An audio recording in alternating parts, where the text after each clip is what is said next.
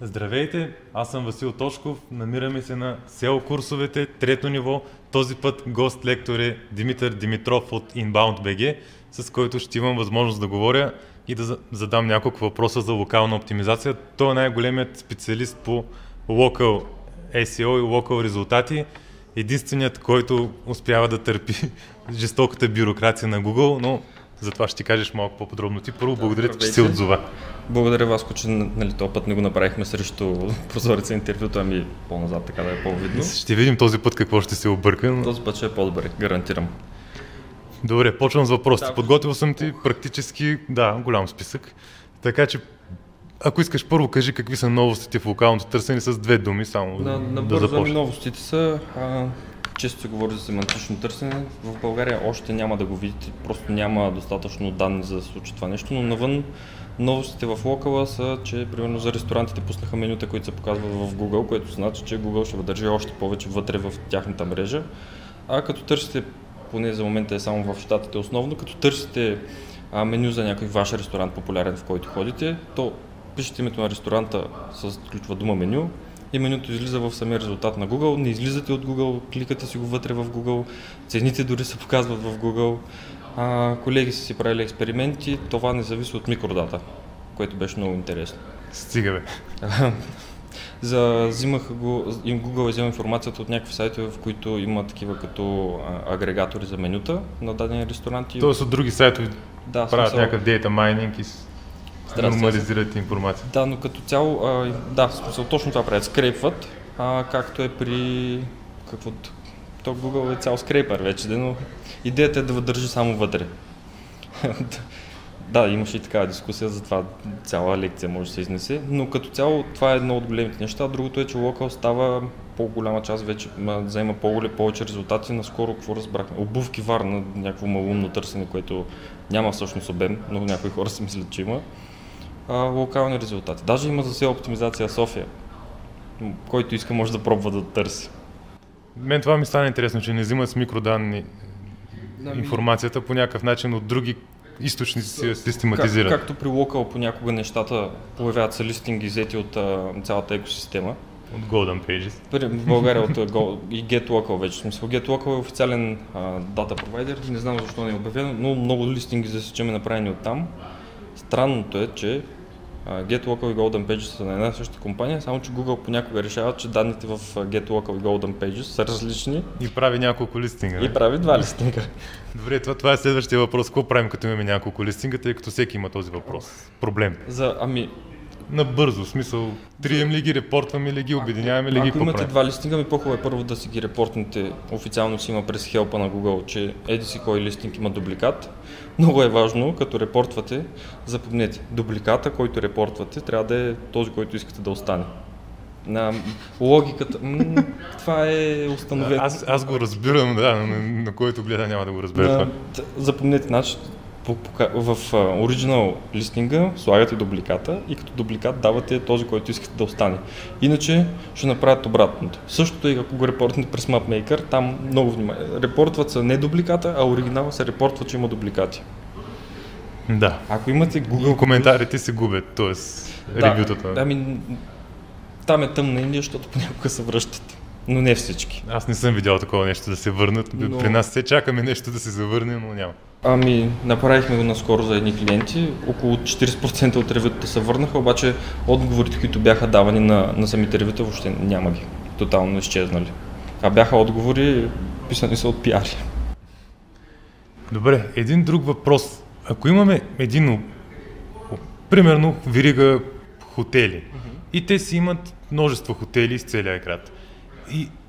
И трябва ли, имат естествено много локал листинги, автоматично Google там създава, или той има вече по няколко начина да стане, но пак множество листинги за всеки един хотел и създава и Google Plus страници. Трябва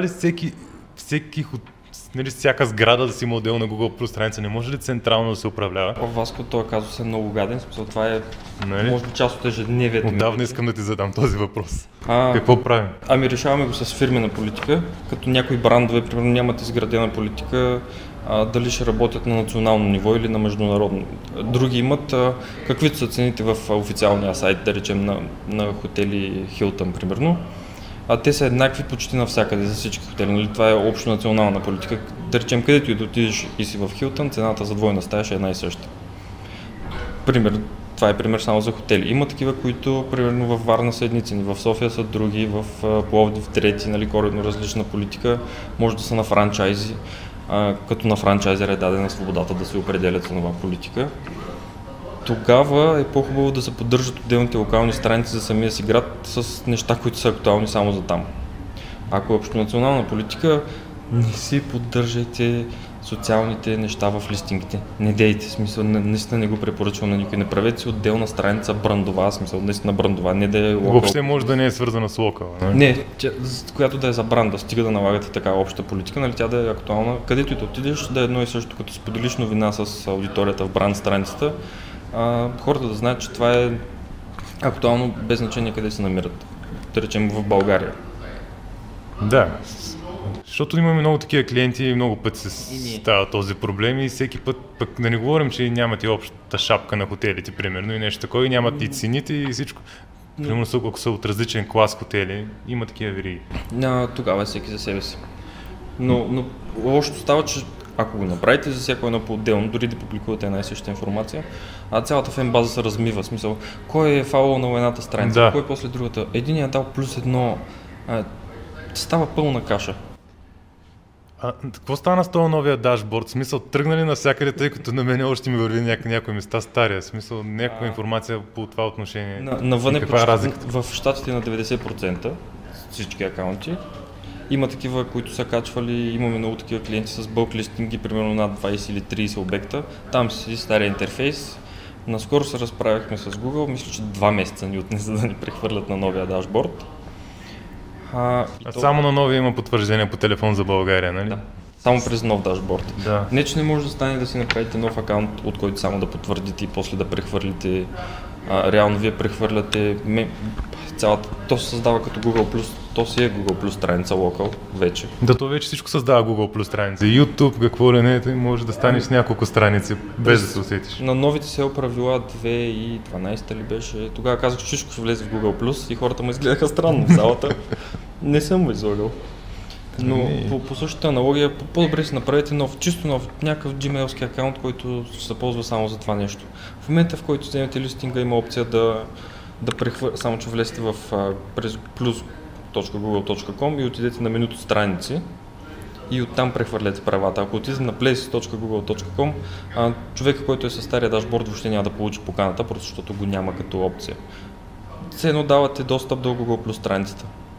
Оттам нататък вече нещо става в системата и след около 2 седмици до месец стария дашборд се сменя с нов. А сега ми идва друг въпрос. Вярно ли е това, че вече не могат да се обединяват Google Plus и Local листинги или могат по някакъв начин? Не, вярно е. Отказват официално всеки път в съпорт форумите, ако влезете на Places. Значи добре, че го направихме едно време. С всичките жертви, които костват. Който го направи на времето, в момента е окей. Който не го е направил, ако си верифицира листинг, който не е верифицирал. Аз имам клиенти, които предпочитат да си изтрият цялата страница, която се поддържа до сега и да започнат да поддържат всичко около Google Local, тъй като той им е по-важен, не могат да го изтрият.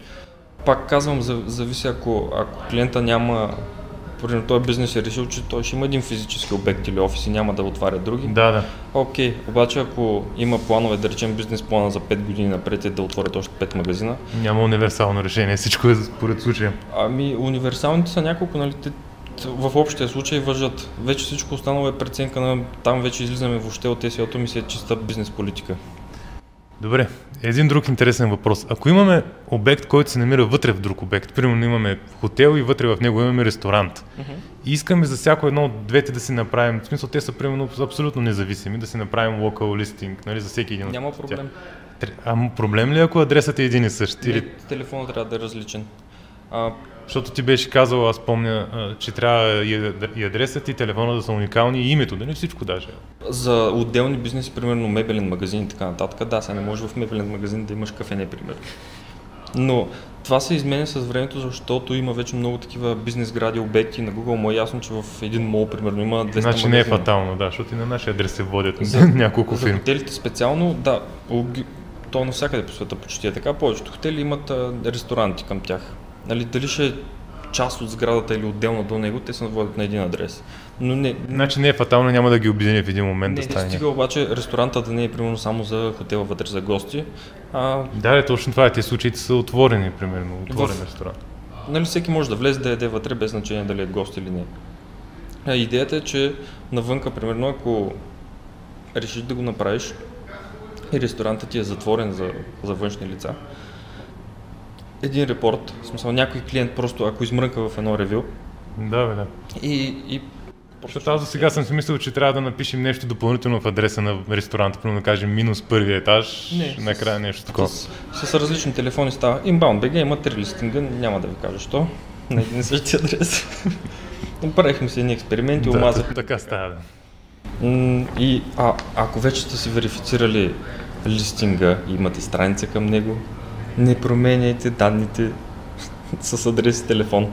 Да, а през MapMaker може би. Да, пипайте през MapMaker. С него се свързвате всички, той пипа. Значи като го направихме за нас, защото си преместихме офиса, изведнъж остана листинга на стария офис самотен, без никакви социал елементи вътре. Направи се нов листинг отделен и Google Plus страницата ни, която беше вързана, бяха обединени с листинга, се разцепи и в момента си имаме отделна страница и много листинги. Разцепват се, значи по някое. Така ще е пълна. Да, обединяват се, разцепват се, стават някакви неща, които си поискат. Като пипате в Local, едно по едно, защото нещата понякога стават много бързо. Добре, то за MapMaker аз имам въпрос, но той мина по-естествено му. Да ти попитам нещо, чул ли си за тези снимания на обекти в България? Имало някакви вече одобрени фирми и ще ли да почват да снимат? Да, търсих. Едни колеги казаха, Гената Воробьов от Optimization BG, мисля, че ми прати някакъв линк в Правец или бяха, не мога да си спомня. Някакъв супер малък офис, който вътре реално това бяха 6 снимки на кръст, мисля, че не е повече. Но се Те мисля, че аз някъде чух, че правили по 6 снимки. Някакво такова като стандарт. То беше супер малко като пространство, в смисъл това, което видях, мисля, че на някакви недвижими имоти ли беше агенцията. Но да, явно има, официално ги няма, търсихме ги на Google, кои са, защото трябва да го има по принцип обявено в Google Local, мисля, че фотографър се води програмата. И там вътре са обявени агенциите и има и отделни фотографии, поне навън е така, които са минали там някакво обучение и са одобрени, че могат да правят, нали, реално те качват снимките в системата. Предполагам, че за целта имат някакво оборудване, като тези пичове с колелата на Google съм ги мяркал да обикалят. Да снимат 360 градуса. Да, мисля, че на някакви стойки, защото това нещо после влиза през Street View и реално на Street View се вижда една стрелка направо влизаш в обекта. Към даден обект. Но едва ли ще са по 6 снимки, навънка снимат цели офиси, в смисъл на огромни сгради, в молове може да се разхождаш. Не мисля, че някои молове са като някой малък град, така че. Едва ли ще се спрат до 6 снимки. Просто примера, който бяха дали колегите, беше може би първия и просто офисът беше много малък. Наистина нямаше какво да, освен туалетните да му снимат. Добре, и накрая нещо любопитно, направо директно ще ти питам, как да бутаме един локал листинг нагоре? С коментари, с цитати, с връзки към него? Приемайте ги като все едно релевантството на линковете към сайта, само че като сайтейшъни. С цитати, нали? Вече натам върви. Защото някои хора мислят, че с коментари ще стане. Не става, смисъл, и аз мисля, че няма никакво. Като чисто елемент, броя ревюта, примерно към един листинг, не е никакво касателство. Пробвали сме го, правили сме фейк листинги нарочно, купували сме 100 ревюта от индийците. Просто авторитета, примерно, който е бил преди 20 години и още на пазара, обикновено седи преди ново създадените листинги. Под citation не разбирайте само citation във вашия сайт, нали, да си сложите информацията ми. С микродата. Да, по други сайти. Безжелателно е да е с микродата, сега явно от Google са занижават качеството или не знам какво правят, но и май разбрах, че хората, защото много малки бизнеси, той няма представа как се имплементира микродатата. Ясно е. Си представете ли си на водопровод, че как да му обясниш да се сложи микродата на сайта? На програмиста му или пък? То затова пък има някакви услуги, които ти взимат информацията и дават систематизирано. Но като цяло, нали, това, че трябва да има микродата е по-добре, отколкото да я няма. Повечето листинги, които са на началните места, са с добре направени сайта. Да, това е безспорно. Само, че citation flow обикновено е от много различни места. Нали, директорите локалните в България са BusinessBG, мисля, че едната, която наистина носи бизнес. Това го видяхме на живо. Аз си мисля, че са просто каталог. Искаш да кажеш, идват запитвания през тях? Да, смисъл идват и то явно таргетирани. Другото мисля, че беше указател BG, от което Ама наистина идва трафик и оттам има конверсия, което... докато, примерно, ако при Google имате 10 000 посещения, ако има 100 запитвания, е много голям успех. Сигурно някои хора ги познават тези каталози и си знаят, че чрез тях могат да намерят наистина истински фирми, нещо такова. По наблюдение излизат някакви супер специфични търсения, някой търси конкретен лекар, примерно, или препоръчан майстор. Явно. Дайте затова сега се появяват сайтове, които точно такива неща обслужват, тъй като хората разбраха, че има търсене. Нещо, ако съм забрал да те попитам нещо любопитно покрай твоята работа, някаква друга новост, нещо интересно. Кой значи Пеевски? Не знам, аз не знам. Новости много, Васко, те първо може би ще ги видим, очаквам да видим Semantic Search тук в България, може би до 6 месеца, какъвто е навън. И ползвайте си Google Voice Search на телефона, ще видите за какво стана въпрос. Сега излезе някаква новина, че вече и в Chrome и навсякъде че тръгва така по подразбиране да го има. Аз съм с Chrome Developer версия, там забива през за какво ли не. Ето лошото е, че повече от 10 думи не хваща, нали, някакво такова ограничено е, за да не вземеш. За сега да, тя идеята му е не да му приказваш колко съм красив, хубав сутринта и огледалце, аз ли съм най-красивия днес, нали, някакви такива. Ето така иначе Google обработва 10 думи или какво беше там. В смисъл първите 10, там нататък вече е много ниска стойност и не ги поправя и... По дейта сорсове хората търсят, мисля, че до 8 думи някъде е оптимума. Естествено сещате се Google колко информация има за това нещо и какви са заявките и повечето са какво е времето, еди къде си. Да. 3 думи средно някакво. Да, запиши ми еди каква си бележка. Създай ми аларма, нали, някакви такива. Все едно командвате куче, така го приемете. Благодаря ти много, Митак, в смисъл, според мен ще стане много... Да е интересно и много хитово и да го споделят хората в Google+. В Google+, да. Да покажа ли спонсора? Няма нужда. Ти вече спомена достатъчно марки, така че... Добре, това е за сега. Това е от нас. До следващия път. Чао за сега. Чао.